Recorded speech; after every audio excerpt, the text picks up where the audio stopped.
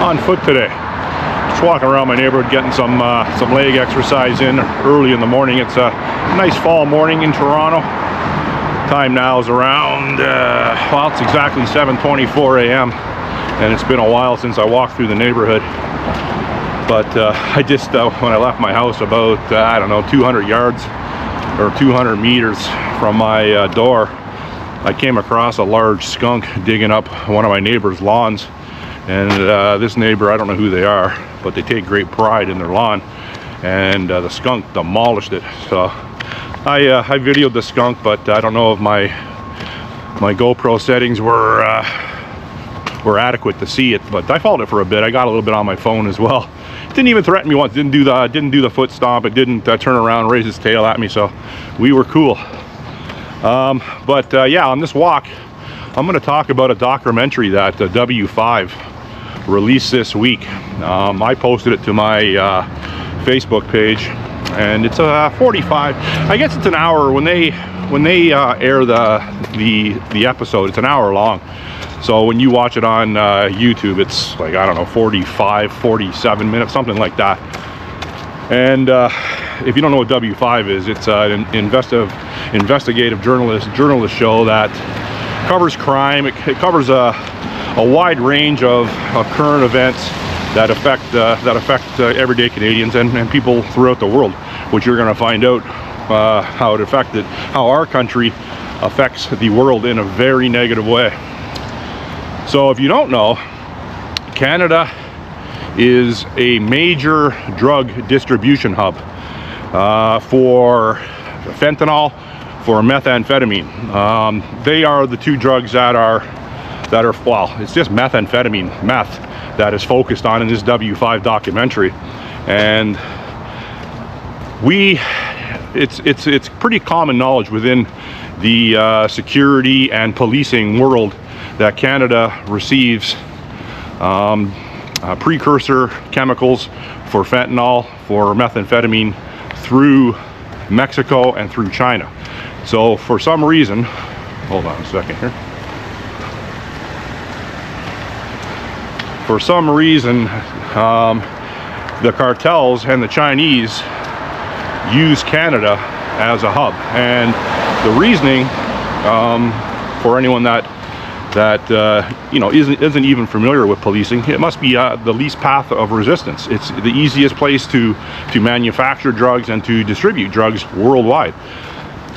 A lot of the Chinese, well, a lot of the precursors and I guess finished product as well comes in through our western seaport in Vancouver.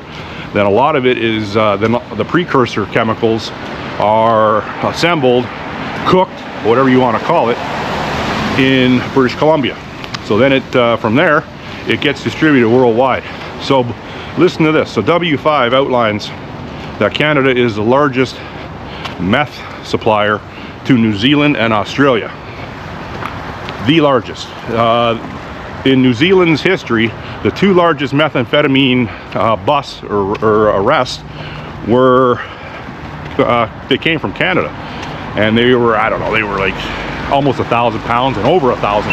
Across the street is that Buddhist temple, that Chinese Buddhist temple, and yeah, a lot of those around Canada, especially in PEI. I touched on that. If you don't know anything about the Buddhist temples in PEI, you should look that up and start doing a little research on that.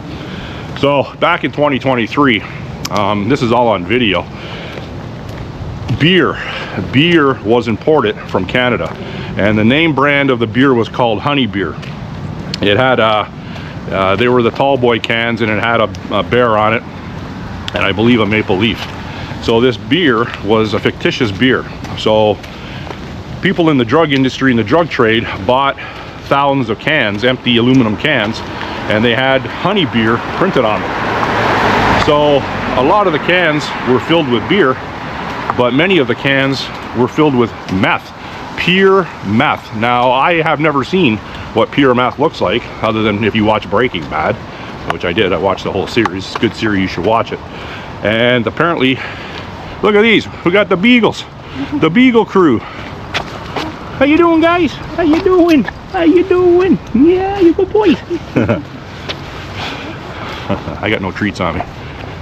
And so what it looks like, and I recommend that you watch the W5 documentary. What pure liquid meth looks like, it looks like I guess high fructose corn syrup. It's just like, it's like Sprite, the pop, but it's very thick. It's like syrup. So pallets of this beer, in quotations, was sent to New Zealand to a warehouse over there. Obviously it's the person that's receiving the beer is in on it, and so it was like a warehouse for construction materials. So it was like the construction company that worked out of this warehouse was legitimate, and the owner or the manager of the company was the person that was receiving the liquid meth in the form of cans of beer. So what he did, I think it was on a Friday, so what he did when the beer came in, he gave his employees, I don't know, like 12 beers each or a case of beer each, because they had lots of cases. But what he didn't know is some of the meth was still in the cases. He thought he got it all. So these employees, you know, they have no idea that this is a drug distribution hub. They take the beer home, and you know, like people that like beer, I used to like beer, you know, they crack one open, they drink it with their buddies. So there's one guy, Aiden Kagala, I think his name is Aiden Kagala. Young guy, I think he was 23, you know, innocent guy, by all accounts, a good guy, good family man. He drinks one of the beers that is pure meth, so he takes a drink of it, and I would imagine he didn't drink too much of it, because I can only imagine the texture and the taste of it. It must be awful. So right away he knew something was wrong. Then not so long after, he called his mom, and I think one of his relatives was there as well. He called his mom, and he knew, like, he kind of knew he was dying. So he started crying for his mom, and his mom was on speakerphone, and his mom kept saying, I'm here, boy, I'm here, son. It's sad, very sad. And the guy died as a result of drinking pure meth. So an investigation was obviously launched. It was determined that the beer was pure methamphetamine, and they traced it back to the guy that had the warehouse and that gave it to his employees. Now the guy didn't purposely give meth to his employees. Like, I do believe that, but regardless, he's still culpable in manslaughter, and they charged him with manslaughter. So he went to trial, got sentenced. I think he got sentenced to 23 years. I guess their legal system down there is a little harsher than liberal Canada, because I think he would have got an ankle bracelet up in Canada. You know, so what? He's, you know, getting his buddies to drink pure meth and killing them. And that doesn't mean nothing in this country. But so anyhow, they traced it back. So the documentary goes on to point out, you know, the parties that are responsible for the distribution, the manufacture of it, and it's organized crime. So you can figure out who the organized crime players are, the usual suspects. You got the Chinese, you got the Mexican cartels, you have street level gangs, you have biker gangs. They're all involved in this. It's a very lucrative industry, obviously. Now, when Donald Trump came into power this year again, you know, he came out of the cannon heavy against Canada, and one of the main focal points when Trump regained power was to single out Canada for its lax drug policies regarding the importation and distribution of predominantly fentanyl and meth.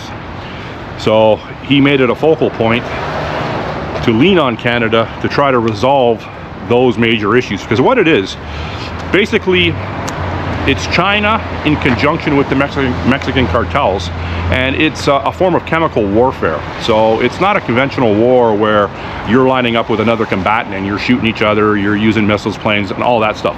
All the things that are tied to war is not used in chemical warfare, so to speak. When I say chemical warfare, it's not like World War I with mustard gas. It's the North America being flooded with drugs that are killing people.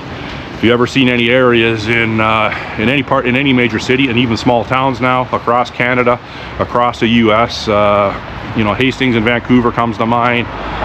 The Kensington in Philadelphia comes to mind, San Francisco, LA Skid Row. We all know and we've all seen what fentanyl and methamphetamine does to people. And there's still other drugs too. People use crack and heroin, but it's predominantly fentanyl and meth because it's cheap and it really messes you up. Like it sends you into another world. So hold on one second here. I got the cops looking at me. That's the street. So